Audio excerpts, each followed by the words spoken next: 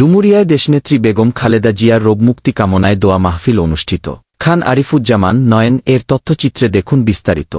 খুলনার ডুমুরিয়া উপজেলা বিএনপির আয়োজনে বিএনপি চেয়ারপারসন, সাবেক প্রধানমন্ত্রী মাদার অব ডেমোক্রেসি দেশমাতা বেগম খালেদা জিয়ার আশু রোগমুক্তি ও সুস্থতা কামনায় এক দোয়া মাহফিল অনুষ্ঠিত হয়েছে।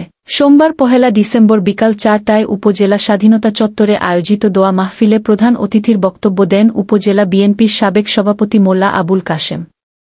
এ সময় উপস্থিত ছিলেন বিএনপি নেতা শেখ সরোয়ার হোসেন, সরদার আব্দুল মালেক, শেখ হাফিজুর রহমান, মোল্লা মাহবুবুর রহমান, মোল্লা কবির হোসেন, আবদুল্লাহ হিল কাফি সখা, শেখ শাহিনুর রহমান শাহিন, হাবিবুর রহমান হবি, অরুণ গোলদার, মশিউর রহমান লিটন, শেখ ফরহাদ হোসেন, আমিনুর রহমান মোরল, খান আফজাল হোসেন, ওমর আকুঞ্জি, বিএম জহুরুল হক, ডাক্তার আলমগীর হোসেন, প্রভাষক মঞ্জুর রশিদ, মোল্লা মশিউর রহমান, ফয়সাল চৌধুরী, জিএম মনিরুজ্জামান সোহাগ, মাস্টার আইয়ুব হোসেন, শেখ মাহাবুর, মাস্টার সেলিম হালদার, সাইকুল গাজী, শেখ আব্দুল মান্নান, শেখ শাহনেওয়াজ হোসেন, খান জিয়াউর রহমান জীবন, আবরার হোসেন সৈকত, রহমতুল্লাহ, শেখ ফরিদ, মাওলানা আব্দুস সালাম আজাদ, হাফেজ মতিয়ার রহমান, আব্দুল কাদের, মাওলানা খলিলুর রহমান, আশিকুল ইসলাম, আবুল হোসেন সর্দার, নিত্যানন্দ মণ্ডল, সর্দার বিল্লাল হোসেন, নীলোৎপল মণ্ডল, শাহাদাত হোসেন, আহমেদ আলী, হেমায়েত রশিদ খান, জামিনুর রহমান, শহীদুল মোরল, মোনায়েম গাজী,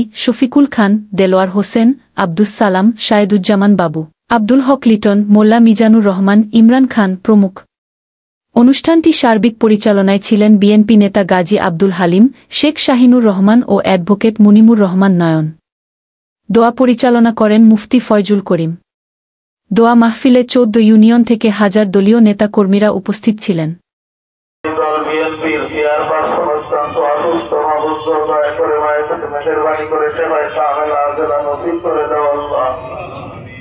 ও